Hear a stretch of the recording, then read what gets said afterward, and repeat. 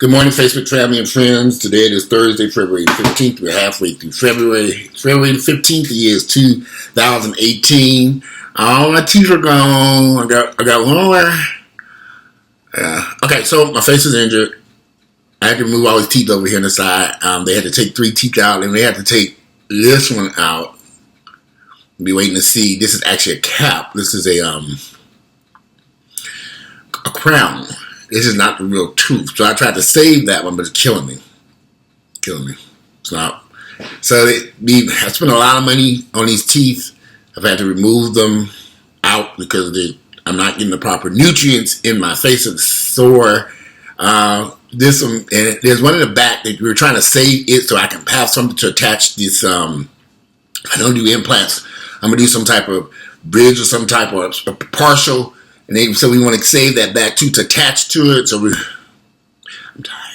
I'm tired. Really am. And so the plate, the original partial order, which would have covered this tooth, I'm tired. So enough of that. We'll deal with them teeth later. Once I get these teeth situated, I'm going to be done with it. Hopefully, in the next 18 months, I should have everything back situated to have the proper partial or implants or whatever the fuck I'm going to do. The concern is that the implants may not stay there because I've had a lot of bone loss on this side of the mouth. This side, we think we're going to be okay. But they're saying don't put implants in if I'm going to do this. Okay, enough of the teeth. I spent a fortune on them damn things. I am HIV negative. Let me clear this up to everybody. Because some people don't know. I don't understand. I think sometimes when I'm talking on Facebook or on my YouTube channel, people are just retarded today. I am HIV negative. I will be 48 in just a few weeks. Yay! I made it. I'll be 48. One of my biggest pet peeves in Atlanta area is that you have these guys who are HIV positive who don't want to disclose their status. I hate that mess because it's dangerous. I don't care what anybody says. I don't care about them being undetectable. I don't care about none of this shit. They need to be able to disclose truthfully to their sexual partners that they are positive, that they won't do it. Very rarely, you might get a few guys who tell the truth, but the vast majority, they lie. And when somebody tells you they're negative, you better ask for some paperwork, which I'm going to get my paperwork. It's getting close to my 40th birthday. I would be going to get my HIV paperwork to update those results. Like I'll do quarterly. Like all black gay men are supposed to do every 3 months, go get tested. Whether you have, just go and get it over with. So my biggest pet peeve is that you have all these guys who are positive who just lie about their status. I hate that shit. One of the reasons why I stuck with Earl for so long through our ups and downs and trials and tribulations is because I kept meeting guys. Me and Earl would go through our fallouts, breakouts, whatever. Kept meeting guys who would lie. Just lie about their status. They would not tell the truth. And I would find out, it was almost as if through miraculous situations, I would find out the truth about what was going on. Because they weren't going to tell me the truth. I'd always find a medication, a pill, a paperwork, something to alert me. This ain't right. This person, what's going on with this person? And it wouldn't take long. But also, I was actively looking. And I don't trust no niggas. Khia said it best. Don't trust no niggas. And I've learned you can't trust people with your life. So about a month or two ago, I did a video about a friend of mine who is in a relationship with his partner. His partner has now tested HIV positive. And he was trying to make the decision if he's going to stay with his partner or leave him. In the midst of us having all these conversations back and forth, I asked him, I said, I'll tell you what. You need to do 2 things so you can know what you want, if you want to do this or not. You need to hire your private investigator to follow this man for the next few weeks to see what he's up to. Because you don't know. You don't know, and you need to go through his cell phone. If you get a chance, go through it. I don't want to do that. I said, you've been with this man for years. You're trying to make a decision that's best for your life and your health. He's now tested positive. He hasn't exactly come clean as to what took place to put him in this position. You don't know what to do. You don't have all the facts. You need the facts. So he did that. He hired a private investigator to follow him just to see what was going on. Oh boy, did he find out the truth. So, now that he knows the truth of the situation, now that he knows what's going on, and the truth is now he has a better idea of how this man contracted HIV. His partner had been with for all these years. Now he knows the truth. And he don't like it. So, here's the funny part. Now the guy is coming back to him saying they live in the same home, or they were living in the same home until my friend temporarily moved out, but now he's permanently not going back over there. Saying, I made a mistake, I'm trying to be with you, but he's suffering from sexual addiction. We know this now. He's a sex addict. How long has this been going on? Nobody knows.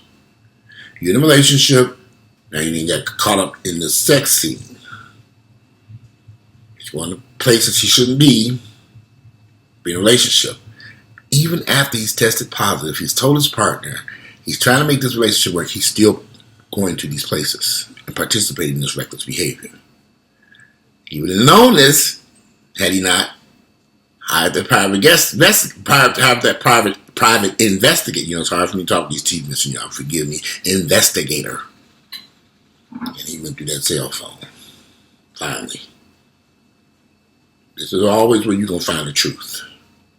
Right here. This is a computer. A powerful computer.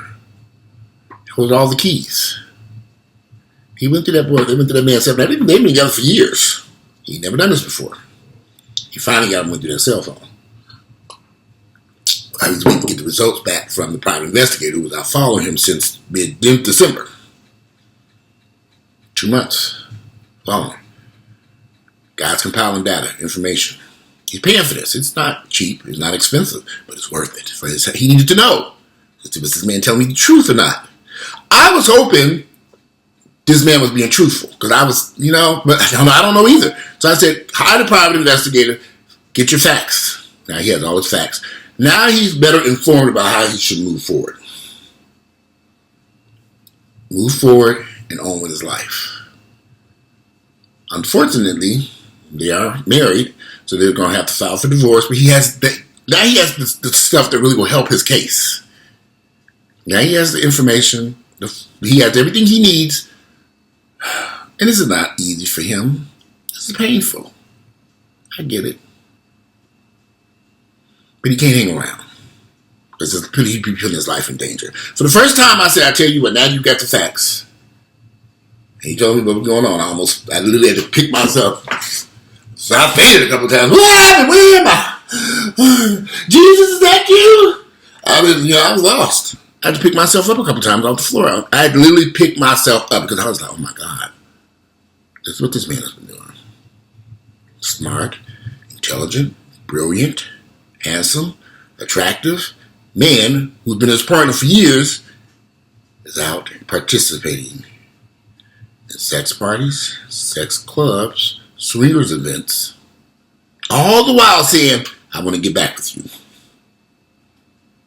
I made a mistake. But you're still out there making these mistakes. You're still out there doing this behavior. Nothing has changed.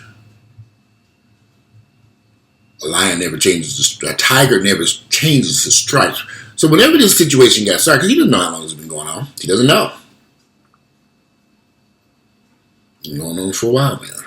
Obviously for this man to be a sex addict, but he got to go get this shit every day, or however often he was going over to Trapeze, which is a sex swingers club here in Atlanta. Why are you there? What are you doing in there? Well, we know now what he was doing in there because the private investigator, the PI, went into the club to see and took pictures and showed what he was in that club doing. Now he knows. Move on with your life. Move on. That's all you can do. You can't be angry. You can't be mad. I'll take that back. You can be angry. You can be mad. You can be upset because the nigga was. But now you know the truth. Now you know the truth. Move on with your life. It's over with. Don't carry this baggage from this relationship that now is over after the 15, 16 years. It's only together. Don't carry that baggage into your next relationship. That's all I told them. Leave this. Keep the keys and the information that you've learned from this, but just move on to your next relationship. Move on. That way you can prepare better for it. You can't be in relationships with people. You want to trust people that you're in relationships with, either you're married, but you really want to trust them, but you can't. Not with your life. You got to find out.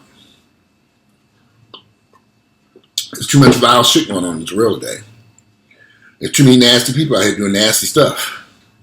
But they're coming back home and saying, I love you. But if you love me, you would not do with that type of dirt, that you wouldn't be doing certain things. You wouldn't be doing it. So some people feel uncomfortable going through these cell phones. They feel uncomfortable going through somebody's stuff. They feel uncomfortable hiring a private investigator. You will never, ever know what's going on unless you proceed to do what needs to be done. You won't know. You will never know what's going on. You have to find out. You can't just make assumptions. Hire a private. It doesn't, we've been trained all our lives to mind your business. But you're in a relationship with a person. You really need to know what's going on. And some people say, you shouldn't go through a person's phone. Okay, how would you know what's going on? Because people are not going to come on and say, well, John, I just got back from this club up the street where I fucked and sucked dick all night long since 5 o'clock when I got about 6 o'clock. I got there around 6 o'clock this afternoon. I was sucking dick in there. I knew I had to be home by 10, so I kind of rushed things up. By 9 o'clock, I finished up and got on at home. And came home and got back in bed next to your partner. Meanwhile, while he was in the club, he's calling and texting, hey, I'm with some friends having a drink. That's what he was doing.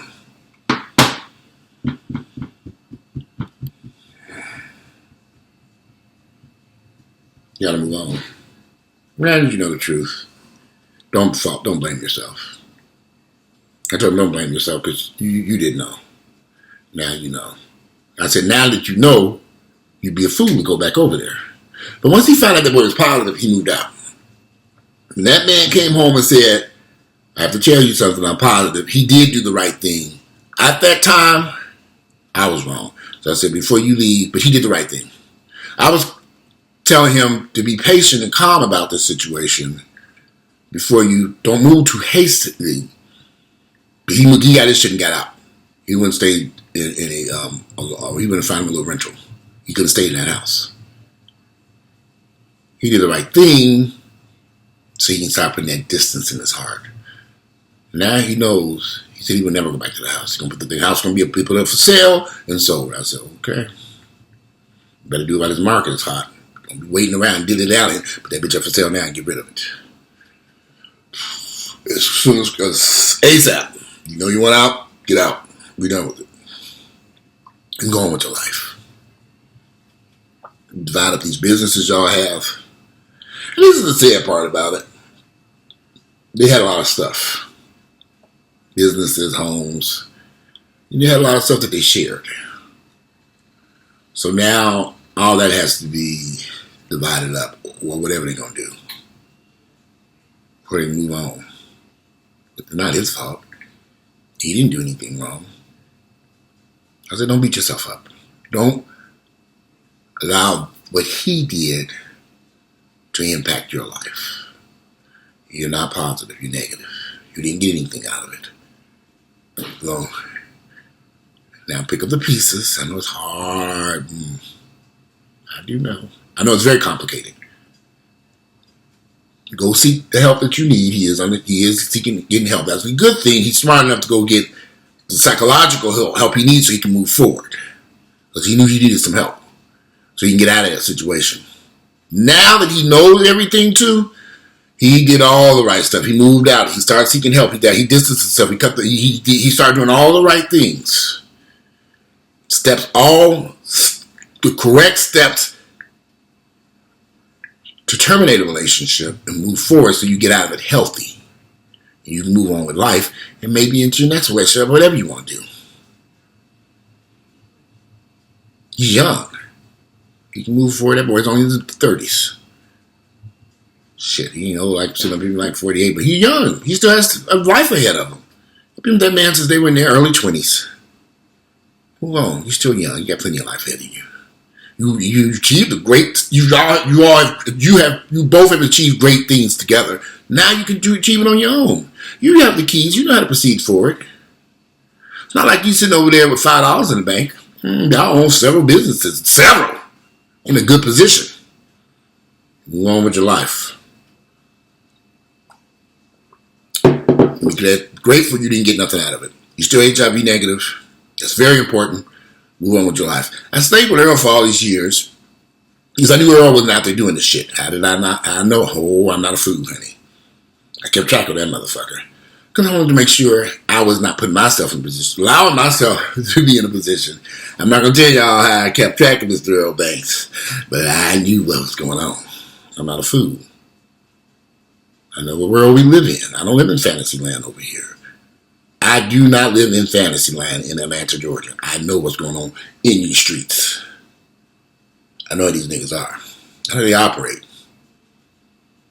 I've had friends. I had a friend of mine, a very religious person. I've been friends with him for years, always in church, praising Jesus. Praise Jesus. Praise Jesus. Praise. Always religious person, all this stuff, biggest whole walking planet Earth. Biggest whore. I didn't know this because he was so religious. Now I know better. This man's partner was in church every Sunday. Now we know why. He'd be in church crying and praying and crying. He couldn't figure out why. He would sit right next to him in church. They went to church every Sunday together for years. That man would get so emotional. He said he'd be like, what's going on?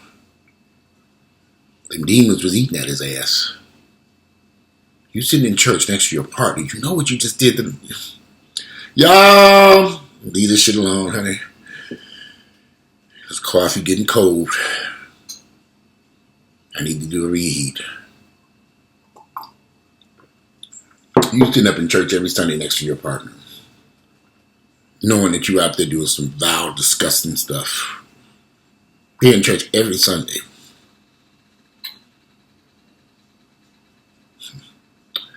Well, I'm not sure what to say about that.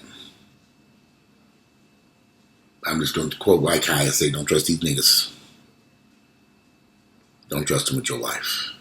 You can't trust them. You sitting in church every Sunday next to your partner, they tithe into the church and doing all this stuff involved in church activities. He thought he had the perfect man. Until that man walked through their door and said, I'm positive. I have to tell you something. He never would have known. He would not have known. That's when he started digging. Now he knows. Anyway, I'm going to conclude this video because I'm exhausted. I need to get some more coffee. This shit is freezing over here. I don't know why I did this. I know what I did. Before I started this video, I just poured some. I should make me a fresh cup of coffee. And then it's getting late. And it's about 11:30. I normally get up and do videos about 7 or 8 o'clock, but I kind of slept in today. I was trying to get some rest because this has really bothered me. In the end, this will be fine. In the scheme of things, yesterday on Valentine's Day, I'm calling it the Valentine's Day Massacre. 17 young people lost their lives at a high school. What should have been a safe place. I just lost a few teeth. I'll be okay. I can live. Even if I got to lose a few more teeth, I'm still going to be okay. I will live. To get that little partial in, so I can pop that thing in there, or whatever I'm going to go to. I wanted to put a implant here, but because of the partial thing, we're trying to figure out which is the best direction to go. And I've been told by some people to go down to Mexico and start investigating, go down to Mexico and get implants in, and they can rebuild the bone, and they can do all this. I don't know. They say it's much cheaper down there than here, I believe it. I have some friends who've gone down there and did work. And that might be an option. It just didn't work. The problem I'm having is I've been told by a couple of dentists that if I put these implants in, they may not remain because of we know that there's a situation going on this side of my face. So since we know that that's taking place, they're leaning more towards that partial, which the first partial I purchased was not comfortable, and then I knew some more teeth had to come out, so we had to toss that one away. It just didn't work out. So we know since they're redoing it, when I knew I was having problems with these other teeth, we were trying to just figure that out first. But I said, pull them bad boys. Enough. I want some relief. And this girl right here, if she don't get better in the next few days, she coming out too. Right enough, I can't go through this. So old folks used to be gumming, they be eating, gumming away. Keep on eating. If I have to gum, so be it. I want relief. No pain. Can't go through this. Anyway, enough of that shit. If you like my videos, click like, share them with family members and friends. I'm about to give me another fresh cup of coffee, and I just see one of my bills. I got a new debit. Remember, and people raided my bank accounts. I had to switch all this shit out. Now I got to sit here and go through all my auto draft. You know, when people draft insurance, all that. I got to change all this shit around because it's not going through. All day changing all that shit out. Get started on that. Anyway, today it is the day after Valentine's Day. It is Thursday the 15th. I am going to do a video about the Valentine's Day massacre because, you know, when these events happen, yesterday I was having a rough day because it was Valentine's Day and I wasn't feeling well. My teeth were hurting and my face was hurting and there was some shit going on. I don't want to go into details of it. And then that happened and it hit me and said, oh, nigga, you ain't got no issues. Take that pain pill, which I'm going to go pop, and go lay your ass down. They got some serious issues going on. You don't. You going to be fine. That's mine. So you right about that, Mr. Hampton? As I call my inner self, Mr. Hampton, because he's a vicious motherfucker. Y'all think Mr. Hampton, Walter's a nice person, but Mr. Hampton, he don't motherfucking play. He said, nigga, sit your motherfucking ass down. I said, okay. Yes, sir. And go get that damn pain pill. Where they at? I have to follow his good advice. Anyway, I'm out of here. If you like my videos, click like, share them with family members and friends. Today is Thursday, November 15th, year 2018. I'm out of here. Enjoy your day.